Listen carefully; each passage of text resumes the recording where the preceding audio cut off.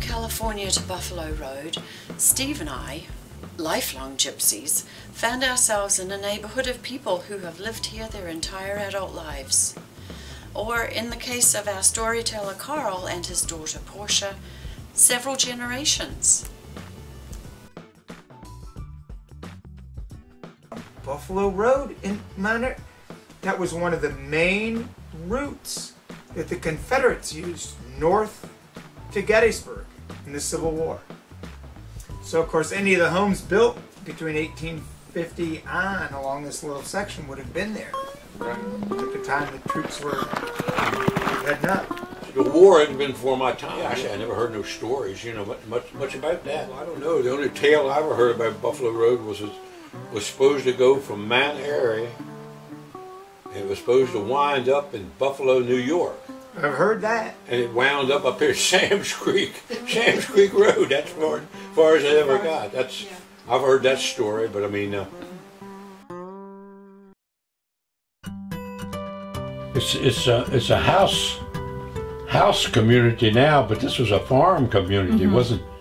There wasn't any. This house wasn't there. No, this was used to be an old barn stood here, and where Mr. Wysaw lived, the old house over here. This was all his little place, because everybody had a stable, had a horse and buggy. They had and what little ground they had, they made use of. You know, Uncle Bob, that's the guy, the Joneses. He always worked for my father. You know, stayed up there at the house there. He'd in the fall get all the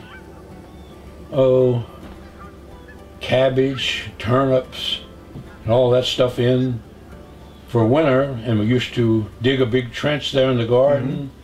You'd put fodder in the bottom, then you put your turnips and your cabbage and all that stuff, and then put fodder over top, and then put dirt over it. You had that stuff all winter then. It would keep. Your father had a sawmill right beside, right where Portia's house is now. When did he build that? Wow. Oh, that was in the 30s, because my father died in 41, I think. Because I used to haul timber in there, logs in there to, he'd go out and buy a piece of, timber and. Right. Well, where did they get the power to run the blade? Oh, he had a steam engine running.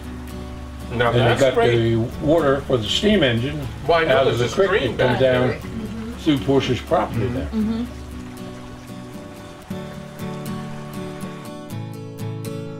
That used to be a store. Oh no, that used to be a girly house. Miss Rittenauer run the girly house when she got a hold. Her and Miss Steve Caberlin had it there, and that was a girly house then. And then they had, down in town they had 1, 2, 3 beer joints. Right. And then up the bottom there, John Bumgardner, he bootlegged hard cider or anything you wanted. You had 4 places right there. And him and his brother both got hit. We both got hit on Buffalo Road by a drunken driver. My brother got hit here at Molly Hood's. He was down there, and Bobby Loman hit him with the truck and caused a tumor to grow in his head. And back then, they took him to Frederick for all kind of treatments and all, but they didn't operate on you then. Back then, for like they do now, they just cut it open, and removed it. But then that caused him to go blind. And then he was 16 when he died. Yeah, I think he was about 16 when he died. My father and mother-in-law used to take their vacation, and every year they'd go from their Glisten Mill farm. This is the truth now. They'd go from their Glisten Mill farm, come around through here and go down Black Ankle, come back around, come back to the farm. That was their vacation.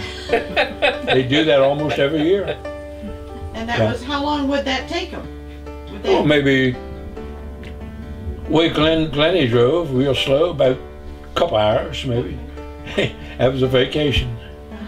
Never stopped anywhere. They just